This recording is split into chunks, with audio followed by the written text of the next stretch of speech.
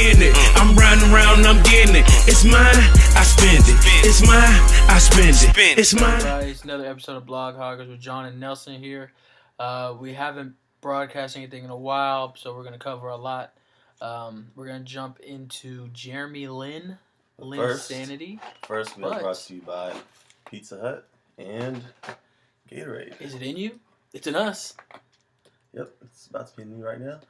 First of all, Jeremy Lin, he's had an amazing start to his Knicks career. Even though they lost the last game to the Miami Heat, they got a lot of expectations now with Carmelo being back in the fold and J.R. Smith and Baron Davis being on the roster as well. So, what are your expectations for Lin as the season progresses? I think coming out of the All-Star break, he might be slumping a little bit just because people know how to defend him now and know how to stop his penetration. But I think ultimately he's going to make the Knicks a better team, and they could possibly get out the first round this year. I still think it's too early to see if they're going to get out the first round. I mean, you never know with the matchups and then the trade deadline, which is approaching the next 2 weeks. I mean, Jeremy Lin, he's off, like I said earlier, he's off to a great start, but I want to see more of Carmelo and Amari. I know Jeremy Lin's been averaging over 23 points per game, but he's going to be more of a prototypical point guard under D'Antoni's system, playing the role of Steve Nash back when D'Antoni and Amari were on the Suns a few years ago. So let's see if his assist numbers will go up, and I'm sure they will. He's a smart player. Of course, he went to Harvard. So I think Jeremy Lin's going to have a nice second half, but not as explosive and not as much a national crave that he's had over the past 2 weeks. Talking about the second half of the season, some teams to watch. In my opinion, I think you should watch out for the Grizzlies, the Mavericks. San Antonio's leading that division right now, but I mean the Mavericks can always creep up. One team that people are really sleeping on, no one's even talking about, that's playing pretty good this year, that could possibly make a move for the trade deadline, the Houston Rockets. No, are they title contenders? No, but they're playing really good, and they are a very good team. A couple other teams that I want to throw out there as well. I like your teams that you selected. Watch out for Minnesota. I think that they've been playing very well this season. They're 17-17 at the break. I don't think anyone expected them to be this competitive so far this season. And they're going to make a move with Michael Beasley or Derek Williams. They're kind of loaded in the front court, so they have some pieces to move. If they can get a veteran player like maybe Paul Gasol, who knows if Beasley, there have been rumors saying that he might go to the Lakers. So Beasley with the Lakers, maybe you get Paul Gasol out to Minnesota. You never know. Another team that I see could make a move in the East is Orlando with Dwight Howard. The rumor is now, as of today, is he could be staying. So if Dwight Howard stays in Orlando for the rest of the season, Orlando might be pressed to make a move to try and keep Dwight to stay a little bit longer past this season. And, trying to get Dwight a championship in Orlando. I know they're not going to be as competitive as Chicago or Miami, but if they can get Dwight to at least, stay and increase his interest to be in a Magic uniform for the rest of his career, anything can go. So Minnesota and Orlando, teams to look out for in the second half of the season. Yeah. And are there any players that you feel that could really make an impact in the second half of the season? A few, and they're on the same team, and I didn't really notice them until the All-Star game, but Paul George and Roy Hibbert, I think, a lot of people are sleeping on them as well. The Pacers. Yeah, and they have a very good young nucleus of players, so I really wouldn't be surprised if they upset somebody. You never know. So, I mean, probably just the whole Indiana Pacers organization is something to look out for. Something else to look out for as the season begins in the Major League Baseball. We haven't talked about MLB in a while. We have our top 10 storylines going to spring training. And our number 10 storyline, Manny Ramirez. Number 9, the Chicago Cubs. Number 8, the LA Dodgers with their ownership.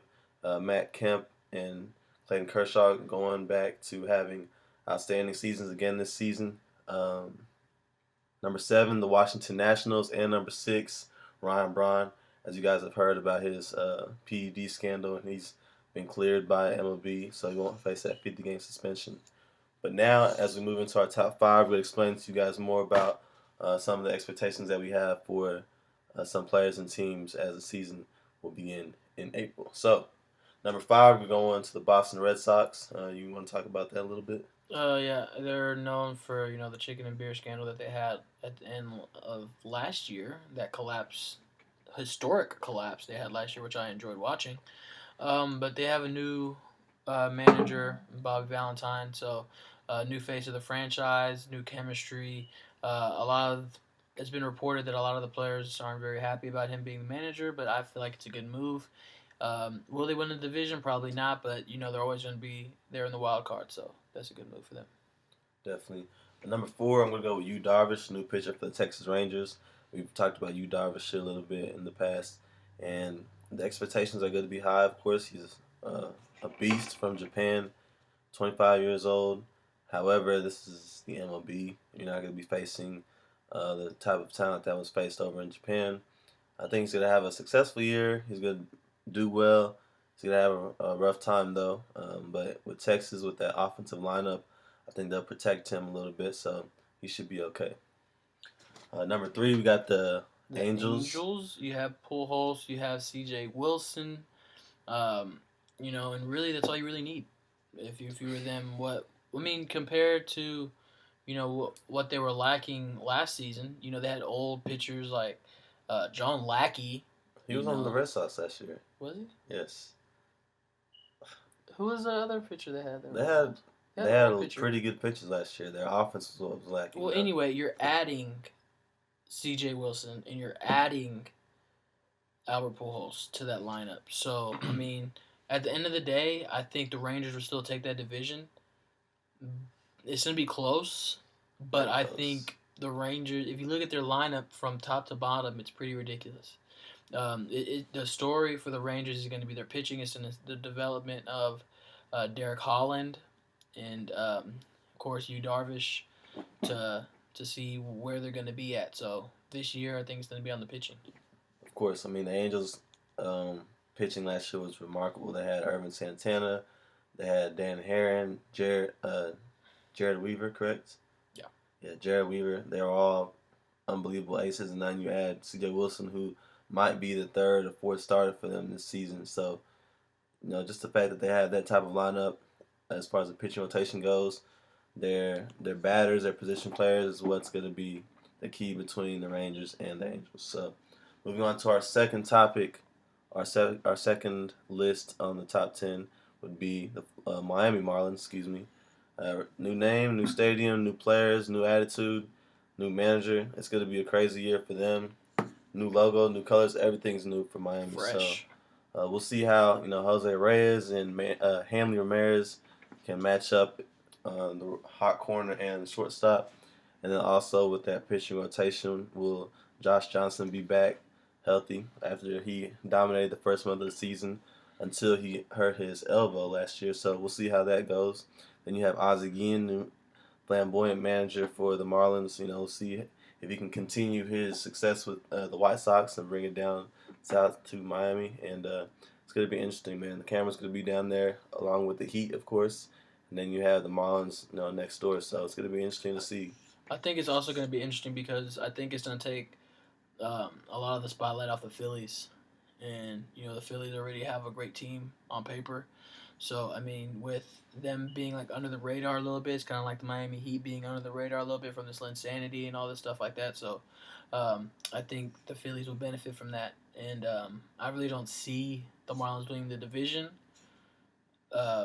since this is their first time coming together. But, I think they could give the Phillies a run for their money. All right. And our number one story for the season as spring training begins is Josh Hamilton taking Rangers slugger. Man, he's going to have a tough season this year as far as the headlines go. He's going to have his contract situation. He's going to have the relapse that he had earlier this month in Dallas, that situation. It's going to be all on Josh Hamilton to have an MVP-type season again. And, if he doesn't have the MVP type of season, he's going to lose a lot of money this offseason just because of the fact that he had another relapse, in my opinion. Yeah, and he said that the Rangers are his main choice. So, I mean, it's up to him to do well if he wants that big money.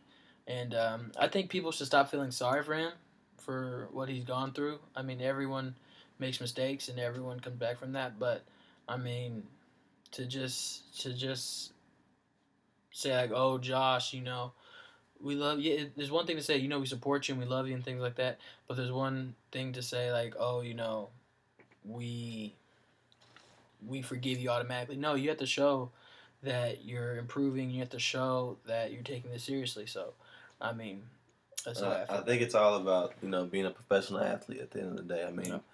I know I have some friends who've gone through the same thing. We both have friends who've gone through those type of situations, and it's hard to feel sorry for people like that, even though they go through their troubles. And then you put Josh Hamilton on another pedestal. It's not really fair. So, just we're praying for Josh Hamilton, of course, but at the same time, he's got to realize what he's doing to not only himself but his team and to his fan base. So, to me, that's gonna be the number one storyline with spring training on the horizon. So, thanks for tuning into Bloghoggers this week. Follow us on Twitter at Nello. And at ESPN_Cosme. Make sure you read our posts on Bloghoggers. We're trying to post more within the next couple of weeks, and make sure you check out our videos. Thanks.